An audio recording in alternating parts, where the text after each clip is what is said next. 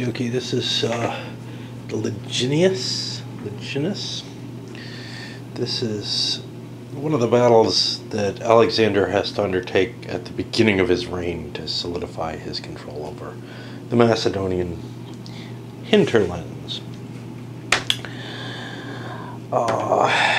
He's force marched into a position, it's nearly night, and he's about to hit a bunch of barbarian tribal units. Since they're spelled here, I want to call them tribals. Tribalians. And they should put up about an equal amount of resistance. This is one of those, hey, this isn't at all balanced. The Macedonians are going to kick ass in this. Okay, so historically what Alexander did was he launched forward his skirmisher line, moved it into place, and enticed the barbarians to attack. And the barbarians did well, whatever, but by bringing them out of their defensive terrain, he was then able to hit them mainly with large forces of cavalry, the companions, and some lights as well, and then he's got the phalanx to smash in as well. I don't expect that we're going to see the victorious tribals due to their light units, etc. These are smaller, more maneuverable units, that's true, but they're also not terribly high quality. In addition, in order to handle that, hey, we're able to, entice them to attack, there's a barbarian impetuosity rule, which basically they're going to get, I don't know where they are. They're going to get some little markers that say they have to attack. And here we go. These guys, which, if they get shot by archers, they're going to get hit with those, and then they have to charge forward. And until they shock combat, they won't have to. They won't lose them. Now, which may mean multiple movements in a turn. The way they're triggered is if, as soon as the tribal side gets another activation, all of the ones with impetuosity markers move forward. Obviously, this is going to fatigue them very quickly if they keep those for a while, and you can fall back with your skirmishers. But also, they only lose them when they actually engage in shock. This scenario has, and these are not all tribal lights. There's a small bit of mediums in here, which I don't know how much better they are, but they're a little stronger. Route levels are 65 for the Macedonians, 80 for the Tribalians, because the Tribalians are defending their family and all that. Blah, blah, blah. We're going to be playing with the elite commander role, but also with contingent commanders, which are these three guys. We haven't seen contingent commanders before. I explained them in the roles back in the original thing, but probably did a bad job because I didn't really absorb what they do as well. But if they're within half distance of their wing commander, who in this case is only Alexander, or of a wing commander, he can trigger them with orders, and they cost one less orders than the troops they command. So there's a slight advantage to that, and then they move along with them. They have no initiative rating of their own, they just have this contingent command, which means if Alexander gets momentums or whatever, he can keep moving his contingent commanders each time. A very important thing I forgot to mention last night when I set this up was there's a time limit. Most games don't have one. The amount of turns is just, kind of abstracted. But here, because it's towards the end of the night, Alexander has 7 turns to defeat the tribals. If he doesn't do that, so he can't just kind of sit back, he has to do something. If he can't do that, he loses because they withdraw.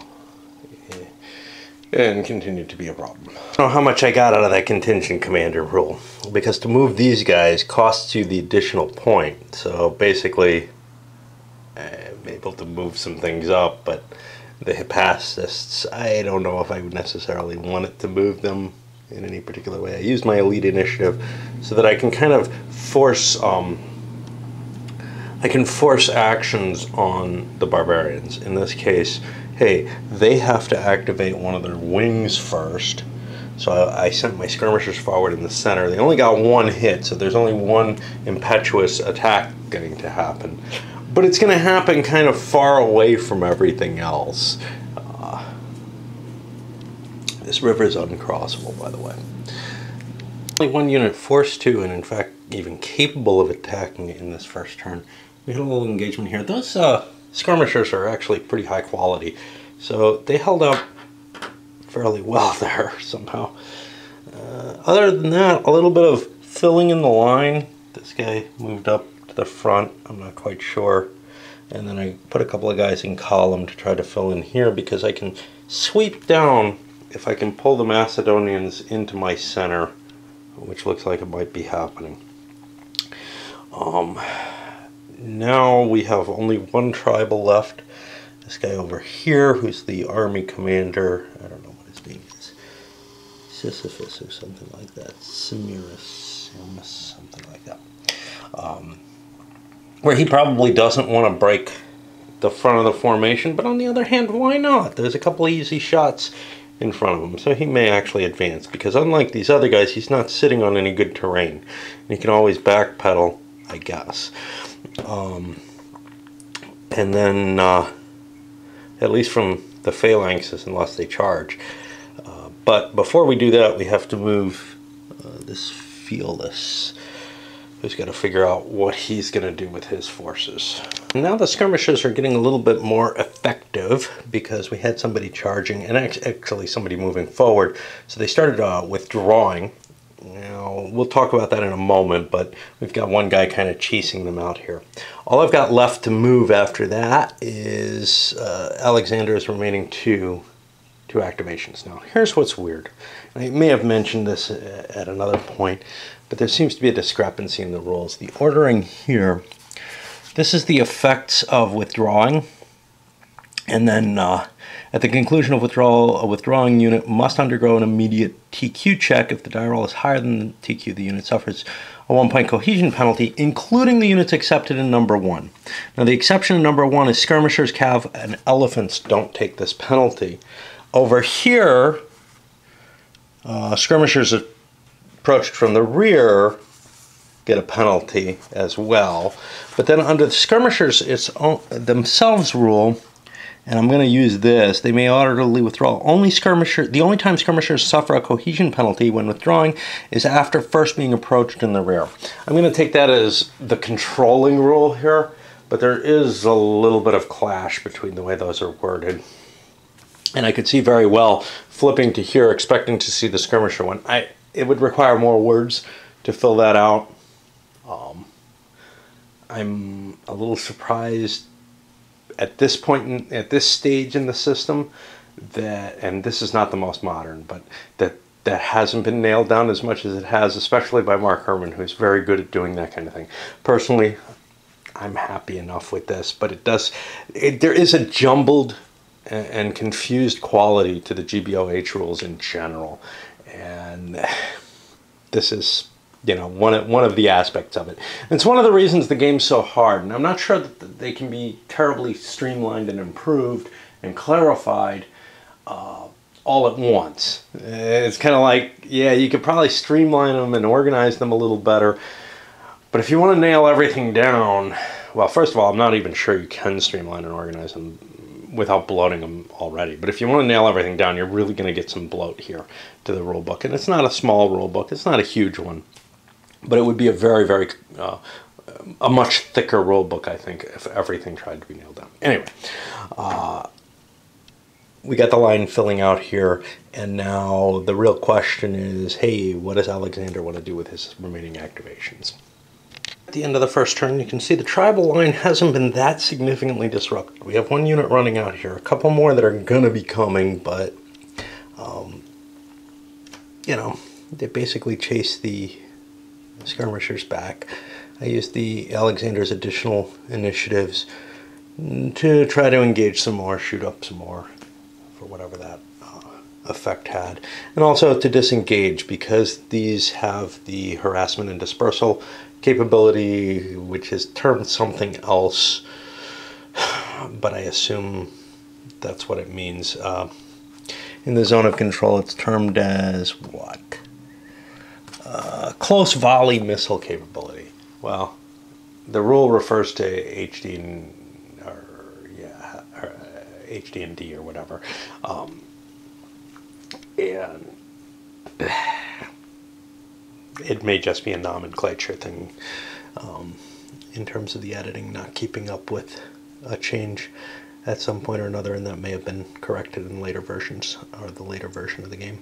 Anyway, I kind of didn't use up all my activations for Alexander. He got, you know, his two momentum, or his one momentum afterwards, simply because there just wasn't much I want to do. You know, I don't really want to advance my forces any further until I've disrupted that line a little bit with my skirmishers. I'm not sure why. I'm under this time limit, so I should just be bashing my way through, perhaps, but I don't know. You still have to be careful, even with phalanx units, right? I guess. Units chasing the skirmishers. The skirmishers run behind the phalanx line. The tribals hit the phalanx, and you can see, well, one of them's routed. Two of them were destroyed, either through missile fire or there was a cab attack on the rear of one of them. So we've got kind of a, you know, we cleared out what came forward. It wasn't that impressive what came forward. I think I have to, at some point, just try to smash into this shit. That piddling around with the skirmishers, I don't have time for any longer. Although I do have 10 of my, 80 points banked up. The one thing I have to worry about is the tribals coming forward here and outflanking. That looks kind of ugly right now, just in terms of positional, but if I move forward right there. Instead, though, if I concentrate here with my left wing or flank, and just try to roll up that side, that should be good. I was thinking about a possible tribal tactic that might wreck this game, this scenario, which is just fade back, you know, make the phalanxes try to march through the woods and everything. And the nice thing about that is, if you get out of the clear, the skirmishers aren't going to make you run forward either, because they won't have line of sight. They'll have to come right up to you, and then, well, then you can just schwack them. And at the end of 2 turns, you can see I moved the phalanxes up. They overran. We knocked out one here, and we overran another one of the, forced a morale check on it, basically. Another one of the routing units. So now it's up to 20 out of the 80, and it looks pretty hopeless. I mean, once I hit, the superiority of the phalanxes is just going to crush into these. I think trying to stand, the fading into the woods is the only way to make this a reasonable fight, probably. Trying to think what else. Alexander ends up not being used because there's just too much of a chance in this system that somebody dies. I don't think there is, but I wish there was. Alexander, you know, gets an extra save or something when he goes into combat, because honestly, he threw himself into really terrible situations, got wounded again and again and again, and it just was, he was not killed. But add to that the fact that you give up your command ability, your ability to watch the field properly, and that's a pretty big minus, especially with a good leader. If Alexander wasn't such a good leader, the system doesn't really seem to favor the phalanxes doing what they would do. You know, if they're given orders to move forward, and Hoplite actually handles this, their impetus would just keep them going. So it wouldn't matter if Alexander runs off with the companions and does something. You shouldn't really need the leaders for the phalanxes to keep moving. But with the first in the system. And I don't think they wanted to tweak that because it would significantly change how the game plays out and might be too limiting on Alexander. I mean, he's able to win all the battles. He's just not able to engage physically the way he should. And actually, if he didn't, in any kind of close battle, I think the morale of the Macedonian army would have been less. A big part of his appeal probably was that he threw himself into the front line regularly, just like a medieval king would. I've successfully eaten up a quarter of the tribal points. I decided to continue with this strategy, even though I don't think it's terribly good. I would like to force more out, and you can see I got more that are coming. Oh shit, I gotta launch those guys. But in the meantime, these fellows are swinging down here. I've got to take care of these auto attacks though, and those are probably going to hurt. I've seen before in, say, the Tyrant scenarios that I played, these lights, they're not going to be great against the phalanxes. They're probably not going to work too well, but the problem is when they're attacking, first of all, they're defender superior, which means the phalanxes get to do double damage. Secondly, the phalanxes, if they're anchored, basically throw them down onto the one chart anyway, and it's just, yeah, by anchored I mean if they have another phalanx on their flank. On defense, they're just amazing. They can't be really hurt by these things too much, but they do take a little bit of damage because these are not skirmishers, so it slows up the advance because you kind of want the whole phalanx to move forward.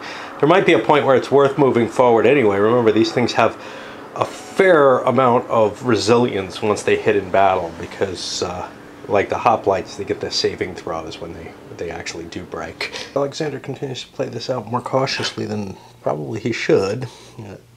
But somehow the idea that, hey, I have this, weird little archer advantage thing makes me psychologically incapable of not using it. The risk, of course, is I've got a little bit of disorder along here in terms of my line positioning, and there's some danger, of course, to the cav on this flank here, and they can fall back fairly easily. Over here we can see one of these impetuous barbarians came running forward and scared the cav and the skirmishers away, but he's getting around towards the back of the line. But he's got to keep chasing units with missile capability, which is really just this one at this point. Although 1, 2, 3, 1, 2, yeah, this one's still further away. We got others that have been taunted into making the move. We've got a couple of tribals routing. That's 15 more points. That would bring them up to 45, which is only the halfway point. And this is the end of 3 of the 7 turns. So by being cautious, I'm actually taking a chance at losing the game just due to playing out the clock. But again, psychologically, I have a real difficulty with just plowing ahead when I think I can kind of make gains at no cost whatsoever. I know there will be a cost if I hit the hill here. So it won't be huge, but the phalanxes get disrupted, etc., and I'd rather break up his line a little bit more. I've got some time left, right? Another wave of these impetuous barbarians strike against the phalanx, get knocked back. This guy's chasing these skirmishers all the way back. Not much he can do with them. They're just running away. Over here, though, things are a little more interesting. First of all, we chased away the cav, causing it some cohesion hits as well. And we launched an attack against the Hypastists here, which if we can break them away, we've got, a flank attack possible against the phalanxes. However, these are significantly better than those light infantry, but numbers are definitely in the barbarians' favor. Unfortunately for them, they've got a big routing problem. They've got 1, 2, 3, 4, 5, 6, 7, 8. That's 40 more points routing. That puts us almost to the level here. Oh wait, I didn't count these guys. So that would put us over 40, 50 points, yeah. So we've got to rally some of these. And with our rally chances, there's a good shot that we won't get many of them at all, that we'll end up spending a lot of points, losing a lot of points on on failed rally attempts. Both predictions come true. Driving the tribal route points up to 55 from some of the failed rallies. I gotta decide, do I want to try rallying things, right? Because it's not an assured thing, but I got some successes, which means I don't have my loss on the board right now. But I had one major success here in terms of overwhelming the Hypastists. They've been driven out, and now, you know, if my army has enough gas for it, it can do a lot of damage coming in from the flank. The only thing to hinder that would be these companions, which have kind of been driven away. So we'll see how well they do there. And we've just got a couple more activations left, the 5s as well as Alexander. Otis hunts down a few of, well, hunts down this guy and setting up a cav charge, which I really don't want to make against the woods, but then rallies over here by the army commander of the tribals. 2 more tribals, medium infantry go, one medium, one light go. That brings it up to 65. And I decided to turn tail and try to run into the woods. You know, there's just no line in the front there anymore. The only thing I can hope for is an attack from here, and the best thing I can do with these guys is get them out of the way. But Alexander trumps in on his momentum, and he's beginning to send the phalanxes forward for their hits. I had already harassed this unit with some slingers, where it was going to have to attack, but now it's going to get its chance to fight. And the ragged line of tribals that was stretched over here is no match for the phalanxes. They smash into it. You can see we got routing units everywhere, basically. This side still looks pretty healthy. The problem is, well, it doesn't look healthy. It looks like there's still an army there, but it's a rather disorganized army. On the other hand, the Macedonians are equally disorganized. We got routed units heading this way. We got their cav trying to recover here. But the problem is the tribals are only 10 points away from routing. And the Macedonians have not taken a single loss yet. I forgot to move this guy. I don't know where the hell he can go.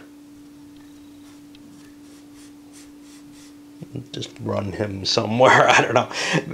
The thing is, once you get caught behind enemy lines, it's kind of weird how you're supposed to retreat. So it doesn't usually happen that badly.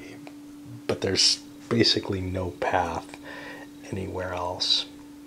It doesn't really make much difference. I'll put together what happened. Alexander charged with 1 cav, attacked with the Hypastists, and routed these guys. But then the light infantry over here were able to actually, at some cost, losing a unit to a rally check, but they were actually able to kill that valuable unit. And that's sort of a moral victory. I'm at least on the scoreboard. Unfortunately, I'm at 75. If I fail to rally any of these, or this guy probably, 1, 2, no, he won't make it off yet. But if I fail to rally any of these, they're going to go off the board, and any one of them is enough to end this. And then I've used these guys up, so they're not available. If any, you know, if like this routed unit gets hit by a cav or something, which is likely to happen, it's going to collapse as well. So it's pretty much over. However, you know, as always, I'll kind of play it out. So now we're over here. These guys have gone and hidden in the woods a little deeper, and that's kind of painful to dig them out. It seems like there's better things to do, rallying units or whatever. If I really need to, I'll go in there. But I've got 2 more turns after this one, so I'm not in that big a hurry to rush in there. There it is. I managed to knock this unit out. That gets us up to the 80. There's no way that the Macedonians are going to get to 65 here. There's just not a tribal force. However, I get a continuation here. Maybe I'll see something I want to do. Yeah, I did the rallies here. One of them succeeded, 3 of them failed. That's 15 more points, 95 at this point. Only Alexander is left, and he can put the game in his pocket. He doesn't have to do anything. So I'm not gonna pursue the last couple units there for no real good reason. This one really is a blowout. Even without the special rules, my guess is that the phalanxes, if they hit the hill here, would still probably butcher the tribals pretty quickly. However, as I pointed out, there might be a way of the tribals winning by just running away and hiding in the woods. The woods would be very, very difficult to cope with, because the skirmishers, well, the problem with the woods is that the tribals would either have to go into column to move through them, or else they're going to take lots of cohesion hits. Now, everybody else will too, but except for the skirmishers. But the skirmishers could run up and maybe, give a coup de grace, which is what happened over here, to anything that's wrecked. And if they stay in column, there's penalties to that, but it might actually allow them to cope with it properly. Anyhow, kind of wish I had tried that, because that may be a game breaker, basically. All right, let's send this one up.